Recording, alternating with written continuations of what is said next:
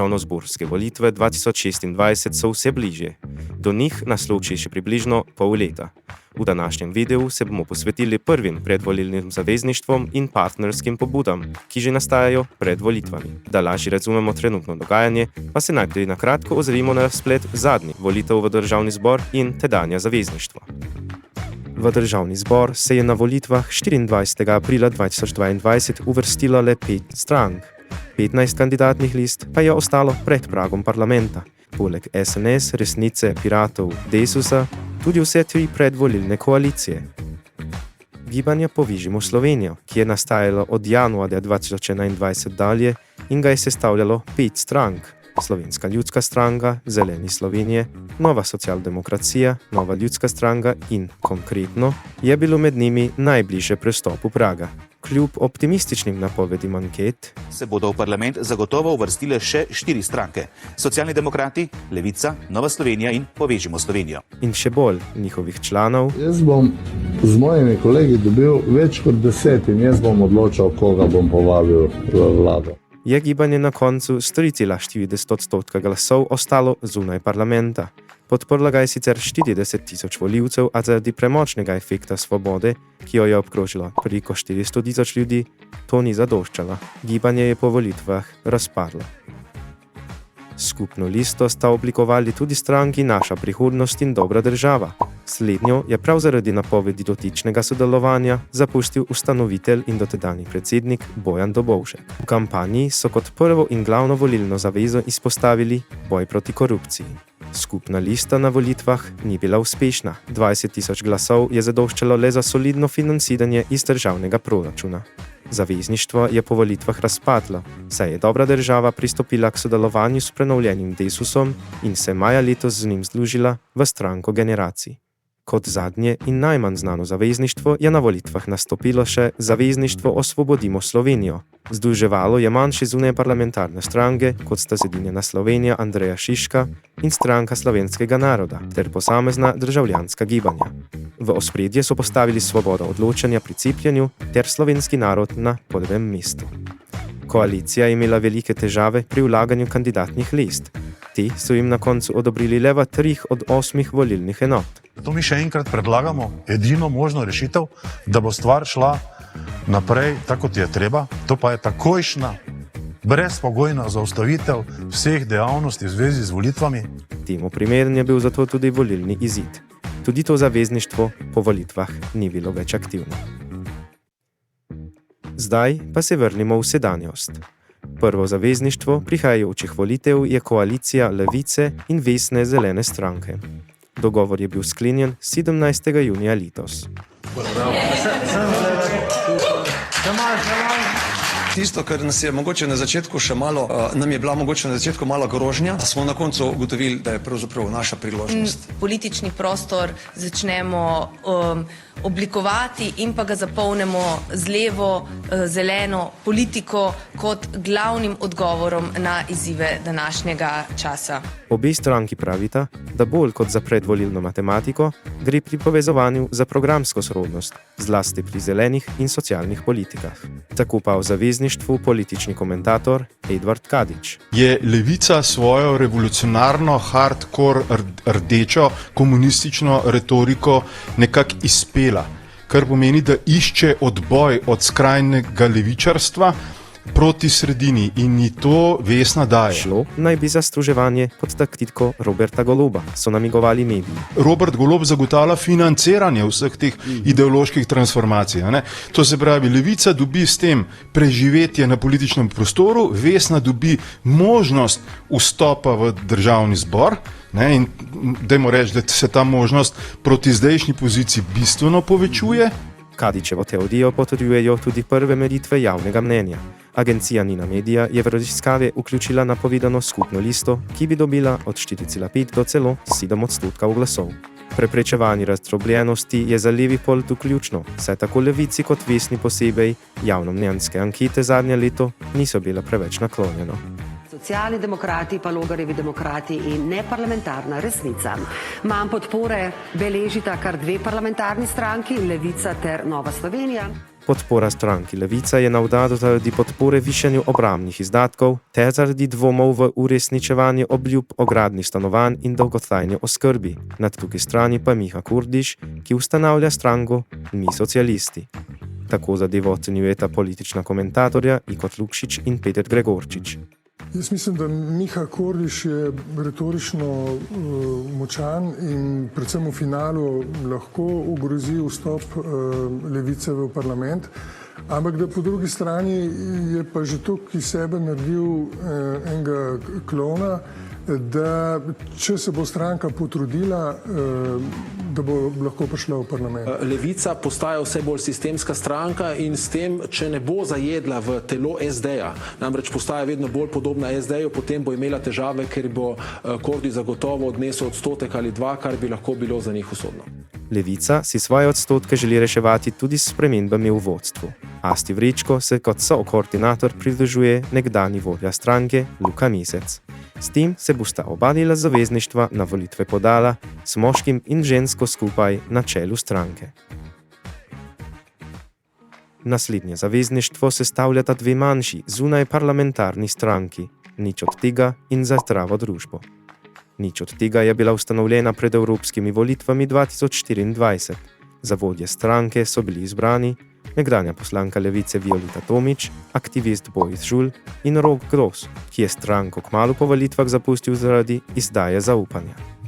V kampanji so se predstavljali kot satirična stranka. Ne verjamemo v demokracijo v Evropski komisiji. Zato je za nas edini sprejemljiv komisar znotraj Evropske unije komisar Rex. Za zdravo družbo je malenkost starejša stranka, saj je nastopila na volitvah 2018, a posebnega rezultata ni dosegla. Leta 2022 je na volitvah nastopila v obliki nestrankarske ljudske liste in prejela 21.000 glasov. V kampanji se je zavzemala za zdravo okolje, odpravo škodljivih korona ukrepov ter svobodno izbiro pri cepljenju. Preprečitev sporazuma med Svetovno zdravstveno organizacijo in Evropsko unijo, ki bi komorkoli nalagala obveznosti mimo naše ustave in naše suverenosti. Zdaj se ti stranki skupaj odpravljata na prihajajoče volitve kot izrazito antisistemski stranki in nasprotnici globalističnih idej. Ankete ju zaenkrat še ne zaznavajo. K sodelovanju sta povabili tudi stranko Resnica, ki pa naj bi zavrnila možnost skupnega nastopa. Skupaj dokazujemo, da smo sposobni sodelovanja in preseganja majhnih razlik, zato vabimo vse stranke, gibanja, društva in posameznike, ki delijo naše vrednote, da se nam pridružijo. Poleg sorodnih svobodnjaških in antiglobalističnih idej pa imata stranki skupno tudi to, da sta njeni uradni imeni izrazito dolgi.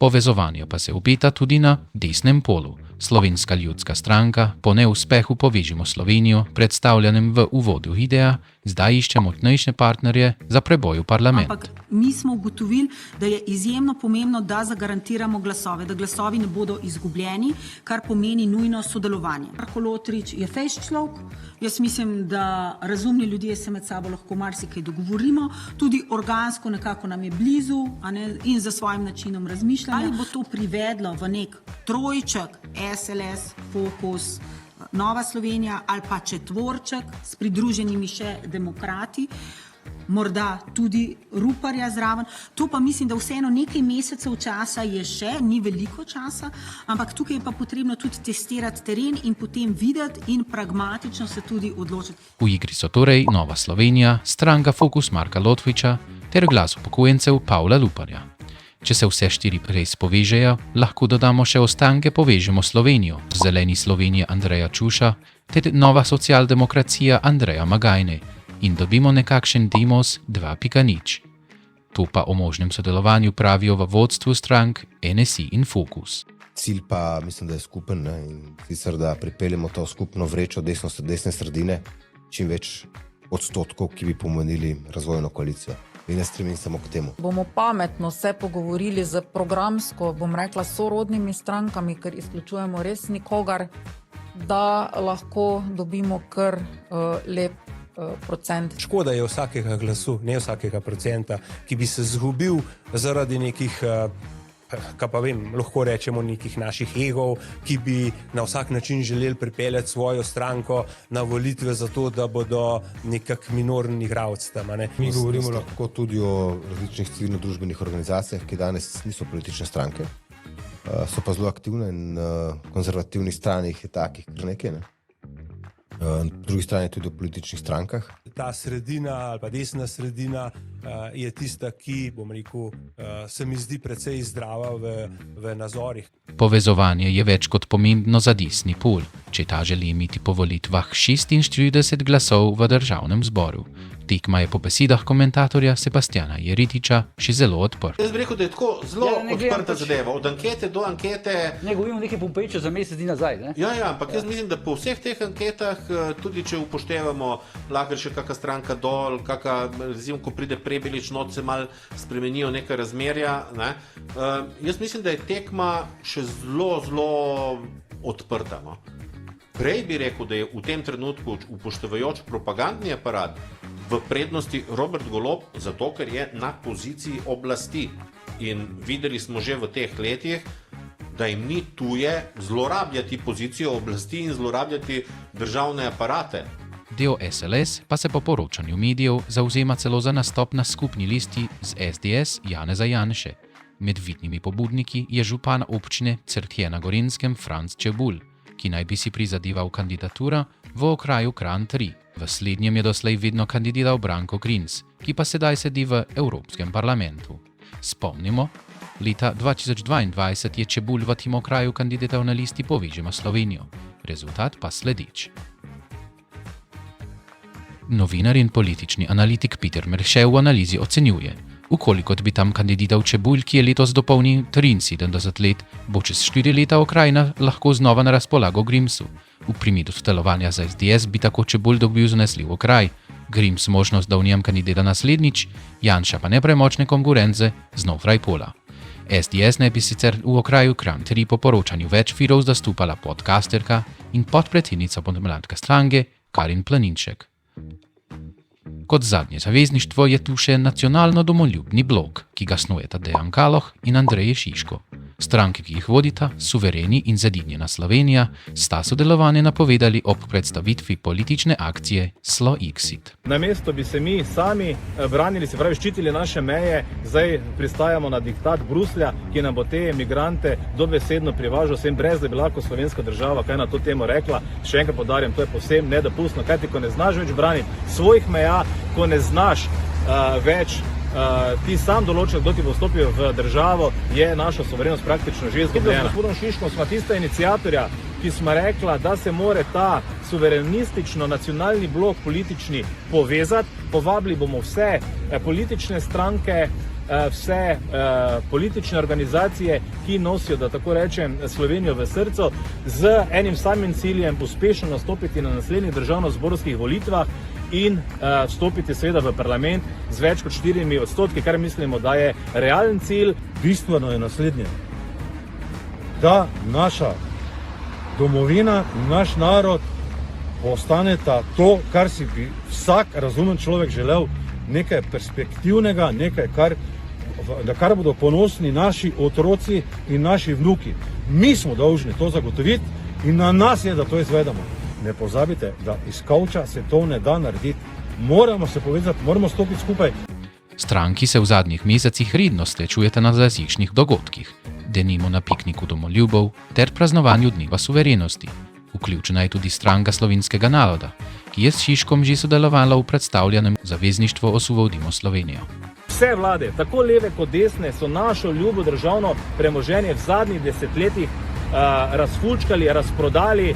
Kaloh je nekdani poslanec Slovenske demokratske stranke, kasneje se je o sodelovanju pogovarjal z Anžitom Logarjem, zdaj njegov največji kritik in želi biti predstavnik slovenskega suverenizma. Prvi sem videl, da nekdo poziva k Sloexitu, ne? A je zdaj to skrajna desnica ali ne? Lahko, mislim, to je nek poskus, mogoče je zdaj vprašanje, ali mu bo uspel preboj, no. Kot razumem, je tudi začel sodelovati z Vardo, skratka zbira se tista neka posamezne skupinice, ki bi lahko jih uvrstili v tisti del političnega prostora. Jaz mislim, da zaenkrat ne Kaloh, ne tale gospod Čiško ali pa tale Koman, da nimajo pravega načina, kako nagovarjati ljudi. Recimo Stevanović v tem primeru je bistveno boljši pri nagovorih. Stranko Suvereni trenutno v anketah meri le agencija Nina Media. Najvišji rezultat doslej 0,6%. Konkurenca pri pridobivanju glasov zagotovo predstavljata SNS Zmaga Jelinčiča ter Resnica Zorana Stevanovića, ki ankete zadnje leto napovedujejo vstop v parlament. To so torej prva predvolilna zavezništva za volitve 2026. Kakšno je vaše mnenje o njih in katerim od njih pripisujete največje možnosti za uspeh, pa zapišite spodaj v komentarjih. Hvala za ogled.